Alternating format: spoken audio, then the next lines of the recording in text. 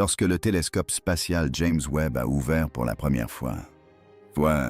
C'est ce miroir doré sur l'obscurité. Il était censé nous révéler le commencement des temps, la lumière des premières galaxies. Galaxies, la naissance des étoiles, les échos de la création. Mais il y a quelques mois, alors qu'il scrutait les confins de l'univers connu, il a détecté quelque chose d'inattendu. Un signal. Ni radio, ni lumière, mais autre chose. Une faible impulsion inscrite dans la trame même de l'espace. Les coordonnées ont conduit les scientifiques à une région située derrière le grand mur de la couronne boréale d'Hercule, l'une des plus grandes structures connues du cosmos. Là, dissimulés dans un vide qui aurait dû être inexistant, les instruments de Webb ont capté une lueur faible symétrique et animée d'une géométrie impossible. Ce que le télescope a ensuite révélé a amené les astronomes à remettre en question tout ce qu'ils savaient sur la physique, le temps et la forme de notre univers. Pendant des décennies, on a cru que la grande muraille d'Hercule de la couronne boréale était la plus grande structure jamais découverte. Un amas colossal de galaxies s'étendant sur près de 10 milliards d'années-lumière. Rien ne pouvait exister au-delà. Du moins selon tous les modèles de formation des structures cosmiques. Pourtant, le télescope James Webb a détecté une distorsion juste au-delà de sa limite, une source lumineuse clignotant à intervalles réguliers comme une pulsation. Lorsque les scientifiques ont amplifié le signal, le motif ne correspondait à aucun quasar pulsar ou jet cosmique connu. L'impulsion était trop précise, se répétant toutes les 247 secondes. La même périodicité que celle associée aux échos d'ondes gravitationnelles de l'univers primordial. Mais il ne s'agissait pas d'un écho. Le phénomène provenait de là au plus profond du vide. La région a été cartographiée à nouveau et l'image révélée par Internet était incompréhensible. Un objet de la taille d'une galaxie entière mais rayonnant une énergie avec le spectre d'une seule étoile. C'était comme si les lois de l'échelle s'étaient inversées. Quelque chose d'énorme brillait comme quelque chose de petit. Plus on l'étudiait, plus il devenait étrange. Au premier abord, l'objet paraissait sphérique, comme un amas de galaxies comprimé en un seul point. Mais analysé en infrarouge, il révélait un mouvement interne.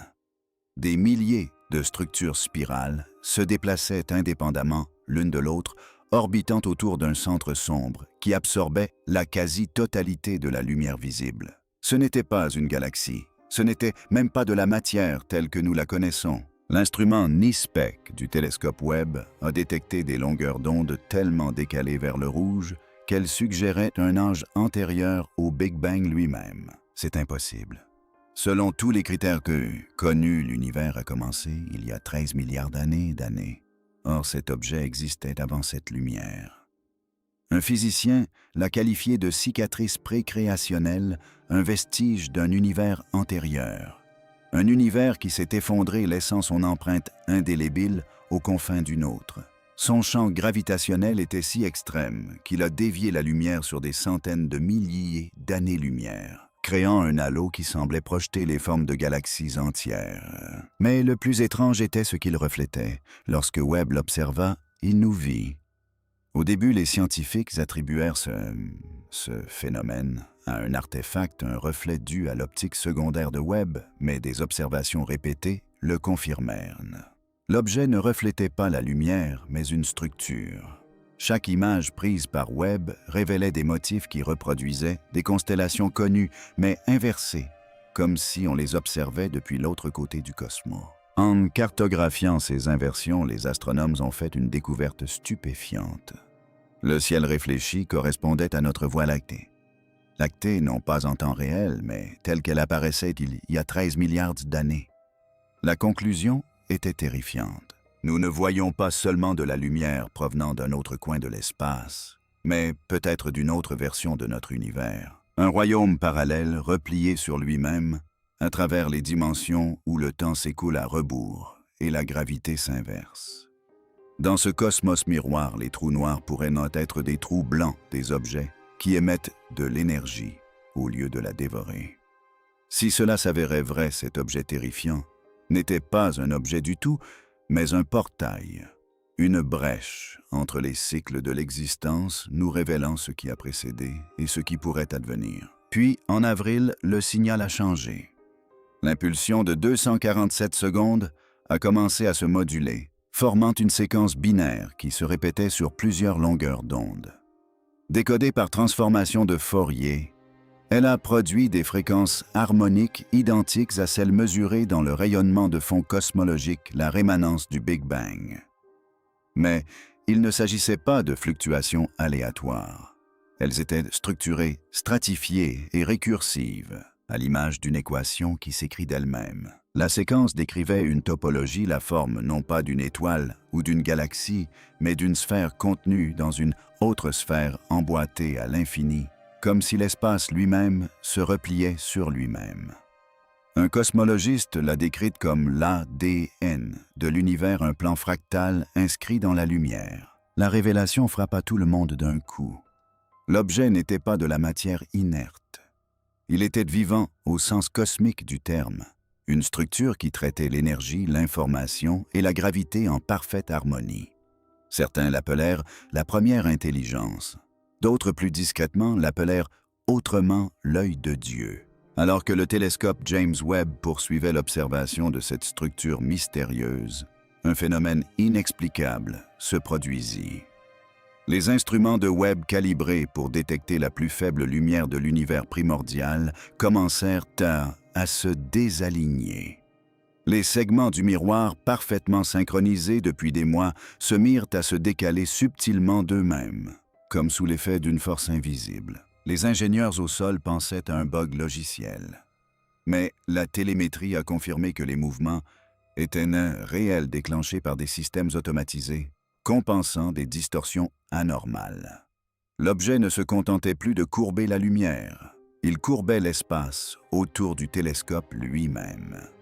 Les mesures de délai entre les capteurs Webb et le réseau de communication avec l'espace lointain de la NASA ont révélé des écarts de l'ordre du nanoseconde qui augmentaient à chaque observation. Cela peut paraître infime, mais à l'échelle de la vitesse de la lumière, c'était impossible. Quelque chose à l'intérieur du champ de vision du télescope modifiait le comportement de la lumière et du temps. Lorsque le site Webb est passé à sa caméra infrarouge moyenne, les relevés sont devenus encore plus étranges. Les étoiles en arrière-plan commencèrent à se déformer, s'étirant en arc et en spirale, comme si la réalité elle-même se tordait autour du champ gravitationnel de l'objet. Un scientifique murmura ce que tout le monde pensait, mais personne n'osa dire à voix haute « Il nous regarde ». En quelques jours, les signaux des instruments de Webb ont commencé à fluctuer de manière incontrôlable. Les spectromètres ont enregistré des motifs lumineux indéchiffrables, des photons qui semblaient se propager à rebours, inversant leur signature énergétique. Les serveurs de la NASA ont été submergés de paquets de données corrompues, non pas remplis de bruit, mais de motifs. Une fois décodés par des algorithmes de chiffrement quantique, les bits corrompus formaient des figures géométriques récurrentes, des fractales, ressemblant aux sphères emboîtées observées dans la structure de l'objet. C'était comme si le télescope n'observait plus seulement l'objet, mais communiquait avec lui par sa propre lumière. Le plus étrange était l'écho. Chaque transmission envoyée vers la Terre revenait avec une couche supplémentaire, quelques octets d'informations en plus que le télescope lui-même n'avait jamais transmis. Au début, cela ressemblait à des interférences. Mais une fois converties en images binaires, ces données formaient ce qui ressemblait à un diagramme, une spirale complexe de lignes entrecroisées qui pulsaient.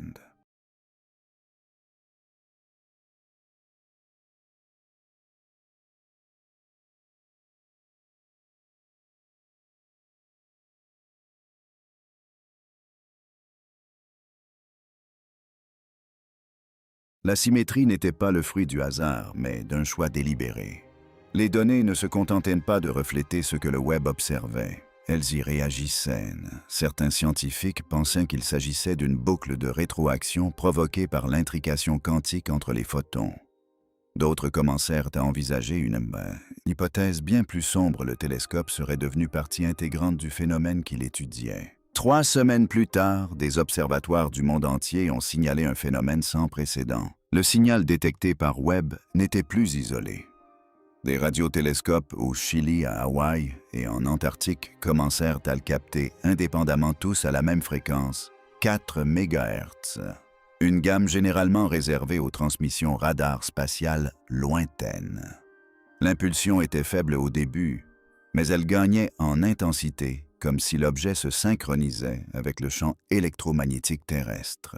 La forme d'onde présentait une modulation inexpliquée, un motif en cascade se répétant selon des séquences mathématiques connues uniquement grâce au nombre premier et aux résonances de l'hydrogène. Les fondements de la communication universelle.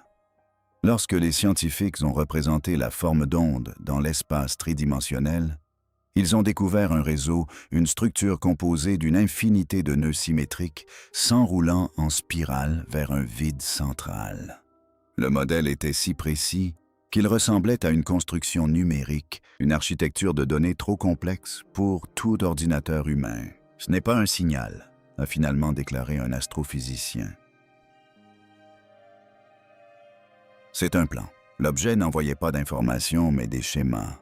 Et ces schémas décrivait quelque chose d'étrangement familier, l'organisation de notre réseau cosmique local jusqu'aux coordonnées exactes de la Voie lactée. Alors que le réseau mondial de télescopes se synchronisait pour capter la transmission suivante, une panne soudaine a interrompu le flux de données du télescope James Webb. Pendant près de 6 heures, le télescope est resté silencieux. À son retour en ligne, ses horloges embarquées avaient dérivé de 13 minutes exactement, mais pas en avant, en arrière. Chaque horodatage, chaque enregistrement de photons, chaque fichier était daté de 13 minutes avant le début de la panne. Les physiciens étaient stupéfaits. Le retour dans le temps est impossible à l'échelle macroscopique. Pourtant, l'observatoire le plus avancé de l'histoire prouvait le contraire. Lorsque les ingénieurs ont examiné les images enregistrées de l'intervalle perdu, ils ont été saisis d'effroi. L'objet avait changé. Ce n'était plus une sphère lumineuse ni une porte cosmique. Il s'était ouvert. Au centre de l'image, un vide si absolu que même les capteurs infrarouges moyens de Webb, capables de détecter la plus infime chaleur de l'univers, n'ont rien enregistré. Mais à la lisière de cette obscurité, un fin contour pulsait de façon rythmique. Ce n'était pas de la lumière, c'était des données. Une cascade binaire répétitive reproduisant le même motif de modulation qu'auparavant. L'objet ne réfléchissait ni n'émettait de rayonnement. Il semblait penser. Chaque impulsion paraissait réagir aux instruments de Webb, comme si l'acte d'observation du télescope déclenchait l'anomalie elle-même. En physique quantique, on appelle cela l'effet d'observation, l'idée que le simple fait d'observer quelque chose en modifie la nature. Mais là, c'était tout autre chose. L'univers n'était plus seulement observé, il nous observait en retour. Dans les heures qui ont suivi la dernière observation, tous les flux de données connectés au télescope spatial James Webb ont commencé à afficher le même code d'erreur delta SI1. Personne ne savait ce que cela signifiait. Le signal ne provenait ni de la NASA, ni d'aucun sous-système connu des ordinateurs de bord de Webb. Lorsque les ingénieurs ont isolé le code, ils ont découvert qu'il ne s'agissait pas d'une erreur. C'était un message intégré au flux de photons bruts du télescope. Ce message était composé de 37 séquences répétitives de données binaires parfaitement espacées, chacune représentant une constante mathématique. Ensemble, elles formaient un motif qui décrivait une chose, la structure du cerveau humain. Au départ, l'équipe a pensé à un problème d'interprétation, l'AIA, ayant confondu du bruit avec de la géométrie neuronale. Mais à mesure que les données étaient reconstruites, la chose est devenue indéniable. Le motif capturé par Webb n'était pas aléatoire, c'était vivant. Cet objet dans l'espace profond que tous avaient pris pour une anomalie cosmique émettait un signal qui reflétait les schémas électrochimiques de la pensée, les mêmes oscillations qui définissent la conscience elle-même. Plus il regardait profondément, plus cela devenait clair. Il ne se contentait pas de refléter l'univers. Il le traitait. Les galaxies qui tourbillonnaient autour de lui, la lumière qu'il absorbait, les signaux qu'il renvoyait. Tout cela faisait partie d'un unique et colossal système de rétroaction. Un des scientifiques murmura ce que personne n'osait dire à voix haute, « Ce n'est pas un objet, c'est une conscience. » La révélation se répandit comme une traînée de poudre dans tous les centres de recherche connectés au réseau de données du web. Et si la conscience n'était pas un accident de la biologie, mais une constante universelle, quelque chose qui émerge là où complexité et énergie s'alignent? L'implication terrifiante était que le cosmos lui-même était conscient et qu'il venait de réaliser qu'il était observé. Les capteurs du web avaient atteint le point où observation et conscience avaient fusionné, abolissant la frontière quantique entre sujet et objet. Le télescope n'avait pas découvert une nouvelle étoile ou galaxie.